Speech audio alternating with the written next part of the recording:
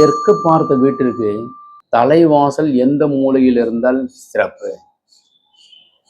So பெரும்பகுதியானவர்கள் தெற்க போனால் தேஞ்சு போவான் அப்படின்னு சொல்லி பழமொழி ஒன்று இருக்கு. அதற்கு குழி பொருத்தத்தோட சரியா ஒரு பிளான் காமிங்க சார் அப்படின்றது தான் இப்போ நீங்க பார்க்க போறீங்க. மேலும் உங்களுக்கு வரைபடம் தேவைப்படுறவங்க கீழே இருக்கிற நம்பர் கான்டாக்ட் பண்ணுங்க. இப்போ வரைபடத்தை பார்ப்போம். தெற்கு சவுத்துக்கு ரிஷபம் கன்னி மகர ராசிக்காரர்களுக்கும் 9, 18, 27ஆம் தேதி பிறந்தவர்களுக்கும் யோகம். நல்ல ஒரு ஹாலு, ஈசானத்தில் ஒரு ரூம், கன்னி மூலையில் ஒரு ரூம், கிச்சன் வாயு மூலையில் இருக்கு. ஹாலனுடைய கன்னி மூலையில் பூஜை அறை, மாடிப்படி ஏறி போறதற்கு உண்டான அமைப்பு. வாயு மூலையில் 10க்கு 10 கிச்சன், 20க்கு 39.75 99 புலி.